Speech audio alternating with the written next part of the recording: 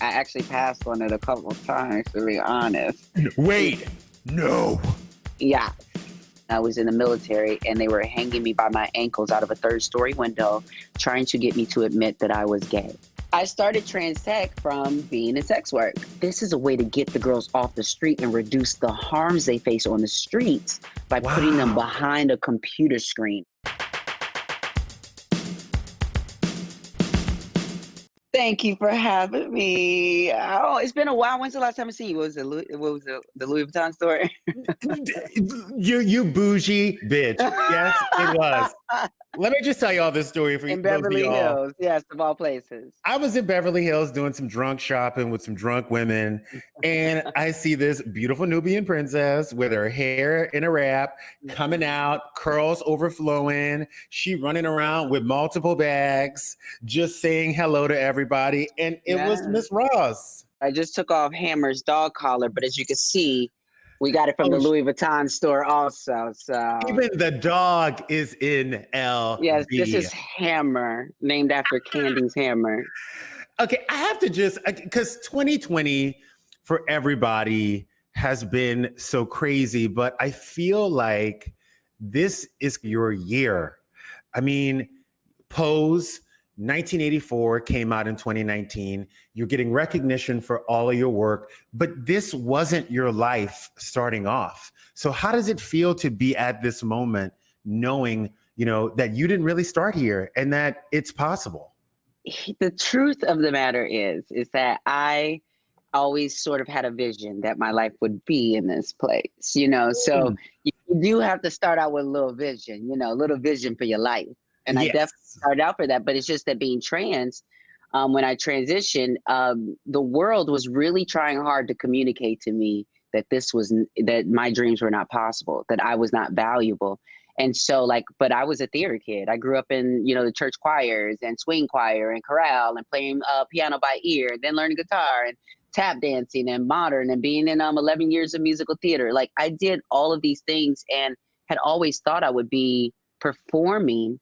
But when I transitioned, I honestly just had to focus on survival. And so, my younger self is doing cartwheels inside my heart right now because everything, as we say, I'm taking back everything the devil stole from me. Because the devil will steal it all. Yes, the devil is a lie. Yes. First of all, Janet Mock was sent here from another world, just so you know. We all were. Yeah, as trans people, we were. But yes, continue. Mm-hmm. Janet Mock is what I like to call a Oprah. She's like the Oprah educator who will come in and change a generation. You know what I mean? Absolutely. Yeah, she changed my life. I think Janet Mock changed a lot of people's lives. I think Janet Mock being a part of Pose in the way that she was, I think it's sometimes easier for white men to create shows and to get them seen. But what I love about Ryan Murphy was he wasn't trying to whitewash the story. He wasn't trying to come in with his producing team and change the narrative. I love that he gathered so many people that understood the culture and was there and knew it and put these people together in this ensemble. What was it like the first time you heard that this show was going to be made? When first of all, I was like, about damn time that they're finally going to do a show, focusing on the trans community and the ballroom community. But when I first heard about it, I actually passed on it a couple of times, to be honest. Wait, no. Yeah. You passed on Candy. No, I didn't pass on Candy. I passed on the audition originally for Pose, which was to audition for Blanca or Electra. And so between those two characters, I didn't really, and I learned a very big lesson here. Between those two characters, I didn't see myself in either of the characters, especially when it said Blanca. I just didn't feel like, I felt like it was written for a Latina trans woman. Yes. So I was just like, Blanca, okay, fine. And then there was Electra. And Electra, was a little bit more mature, and I just didn't want to quite go there just yet. I don't want to. You were like, no, bitch. No, I just wanted to pull back. So I was like, let some other girls. So I sent it to so many different folks. I was like, hey, audition. This is coming up. This is coming up. This is coming up. My management was like, you need to audition for this. And what was interesting is that I got calls from probably at least 4 different agents who were not mine. Wow. Yeah, who were like, hey, are you working exclusively with someone? We'd love to pitch you for this show and blah, blah, blah, blah, blah. We'll do it for only 20%, just sharks coming out the water, just kind of all kind of stuff, child. Run. Run, y'all. They say that 20, run. Okay. Run, bitch. No 20 is not the standard. No, that's not the standard, girl. Do some homework. So anyway, but there's girls trying to get over on the trans girls coming up, thinking that we don't know no better. That's the situation. Yeah. But I had an agent. I've been on TV before. This ain't my first time at the rodeo. This was not your first time at the rodeo. No. So when I definitely, they said, listen, do the self-tape and send it in. So I did my self-tape. I sent it in. They loved my self-tape. They gave me a callback. And so when I got my callback, they were going to fly me to New York. And I had to work out my whole deal, like what the paperwork looked out ahead of time. Wow. So it was interesting to watch and audition for that show and know that I was going to find out within 5 days if I had gotten the role. I did not get the role. So it was just this interesting space to watch sort of my dreams and that contract sort of fade away. And then, I bawled my eyeballs out because everything in my spirit, in my spiritual practice, there were so many like coincidences that added up, said that I was going to be on the show. So I was like, I don't normally have these type of feelings and I'm wrong. So what's going on? I cried about it and I let it go. Wow. Months later, I get a call and, come to find out after meeting me, Ryan wrote the role of Candy. So it wasn't that I passed on Candy. I was Candy. I walked in the door. And Candy came to life. And Candy came to life, absolutely. And it's just been such a learning experience being on Pose, because Pose was the first time, to be honest, that I got a chance to work so much. I've been a guest star. I've done a few episodes here and there. I've been in the scene, but to be a series regular, I basically was like a student and with a notepad and just was soaking up every single thing. And I think come season 2, I was ready. And I thought I was going to be doing even more, but, come to find out my trajectory is going to be cut short there. But it was literally that I was just preparing for that moment to give that performance and leaving that, because I can't say enough as a activist or advocate for trans lives. I have spoken a lot. I have spoken at a lot of colleges and done a lot of things. I don't think anything will, in my lifetime, have much of a ripple effect as playing Candy did. It just went into people's hearts and into their, I've been tagged 1 million times from people crying on watching the show. Isn't it weird how God works? It is very interesting, and you have to trust, you really, really have to trust the process. You really do. And that's one of the things that any advice I could give to actors and folks that are trying to get into the business or do certain things. I have a background in improvisation. Mm-hmm. So there was this club in Miami, Miami Improv, that I used to go to, and just different places. It's a tool for life. Yeah. You have to be able to go with the flow. You have to be able to improv. You have to be able to say yes and to everything. You know 100%. What I mean? So if you're just drawing a picture in your head of how you're going to act and what you're going to do and how you're going to respond, you're leaving out a very vital element, which is the organicness of whatever's in front of you. People, 100%. Place, or thing. Yeah. It's so crazy that we almost didn't get our favorite character on Pose because you weren't listening to the universe. Yeah. And 100% got through. It finally got through to you. I don't think there was anyone who watched Pose that did not have this mixed emotion about watching this performance you gave, but also being infuriated that she had died. You were pissed. But it was almost like this swan song that just wouldn't finish. I don't know if I saw one other performance this year that had people talking like that. One. Like, I'm honestly not saying this from a place of ego. Mm-hmm. The preparation and work that went into that role, my main objective as a Buddhist is to have dialogue with people that helps people see the humanity and the value in all people. Yes. And so that came to fruition in my purpose of playing Candy. Because the reality is folks have a short memory, but they were reading the hell out of Candy for weeks. Yeah. And especially during, the earlier seasons and things like that or whatever, Candy was the girl you love to hate. 100%. You're right. But I had to do things in a way, they call it like my scene objective, every scene, like it's so interesting that episode 4 would be Candy's sort of, last scenes, but I played every scene like it was my last. That was the Oh my fever God. pitch that you felt from Candy was like, bitch, I got to get it now. 100%. And so she was willing to make certain decisions. There were certain, but that's really painting a picture so that we don't villainize these trans women who are making the best decisions they know how. 100%. Who are trying their best to put 2 and 2 together in a job market that does not value them. And so when you have a job market like sex work that does at least call you by your right pronouns and pays you.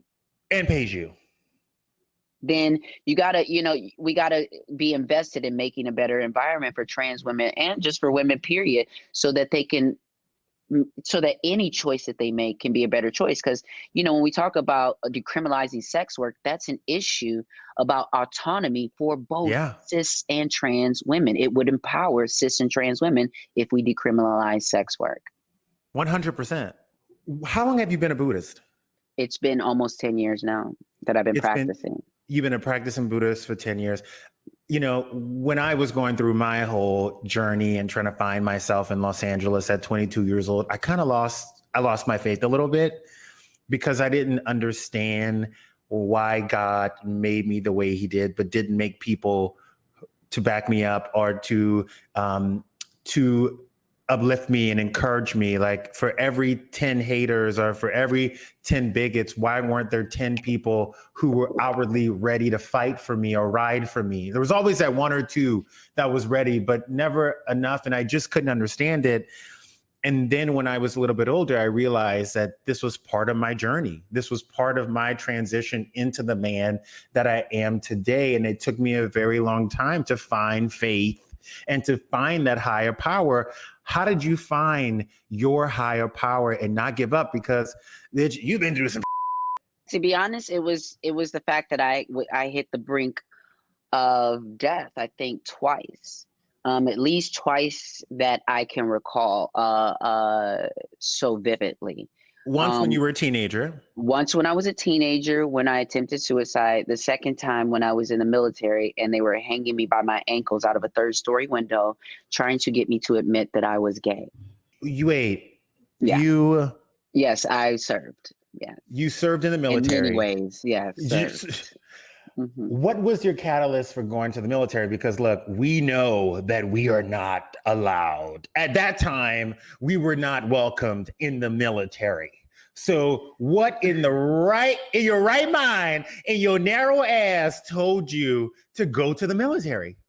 I wanted to change. I wanted to change for my family. I didn't want to be a disappointment. And as the thing stood, I was a disappointment to my family. It was very stated that we didn't want we don't want you living this lifestyle, all this kind of stuff or what have you. So, and I grew up in the church. I tried prayer. I tried fasting. I was in the choir. I read my Bible faithfully. And so I thought if prayer didn't change, maybe they could drill it into me. And you went to the Army at 17 and so years old. The Navy. Yes, I went to the Navy, and I was actually stationed in Japan for a while. And I just it's these moments when you realize you might not have another chance. You might not have another go at it. So if you get another go at it, what are you going to do with it? And for me, when I was laying on the floor after trying to attempt suicide when I was a teenager, that was a moment I say as my God spoke to me moment where I say because it just felt so audible that I could hear, what are you doing? Wow. Get up off the floor. I You need heard you. it. I know who you are. You heard I it. know, yes, I know who you are.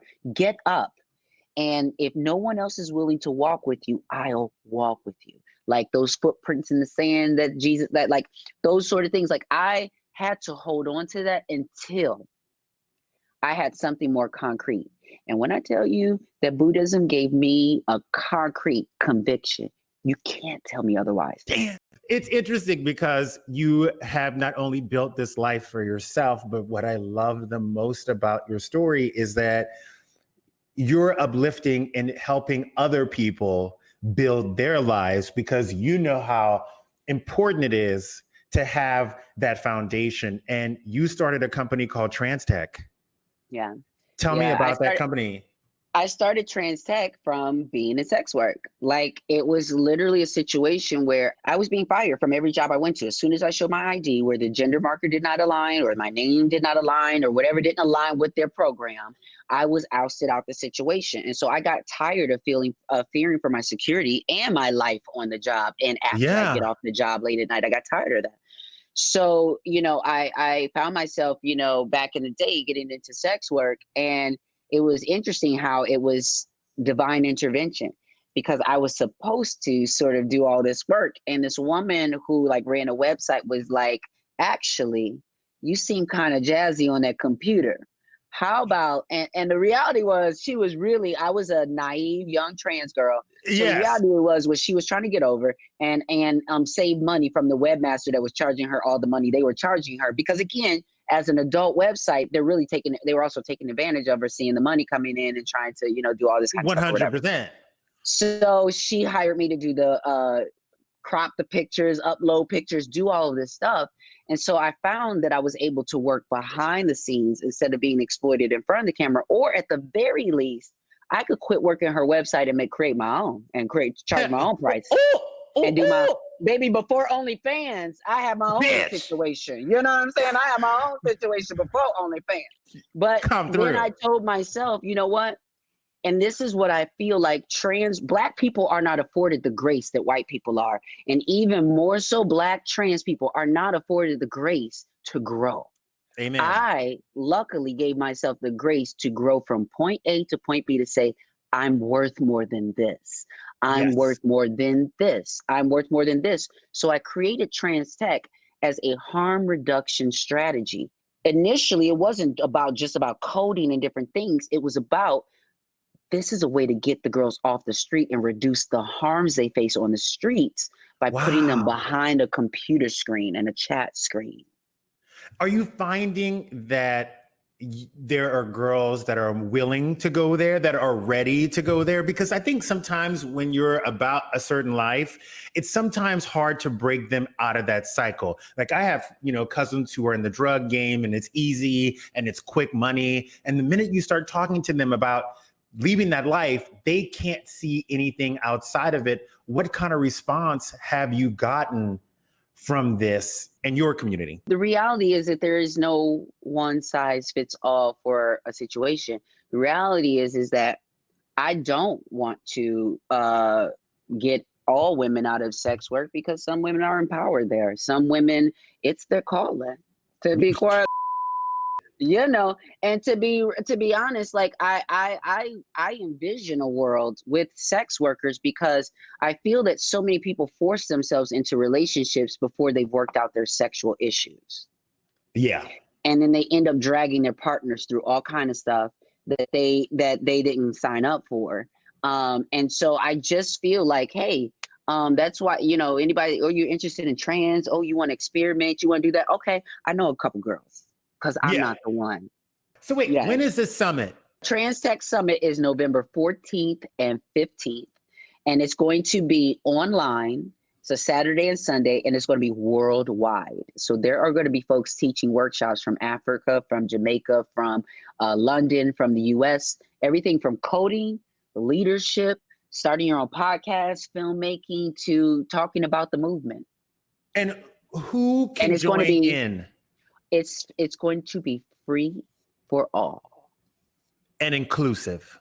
I don't care how you identify. You are welcome at the TransTech Summit. Bitch, I'm coming to that summit. All right, you guys, to listen to this whole interview, go to wherever you listen to podcasts, click on Just a Sip and sip this tea. Like what you saw? Hit subscribe. You don't want to miss any new episodes of Just a Sip, and you can catch up on any past episodes. The tea was hot, I'm telling you.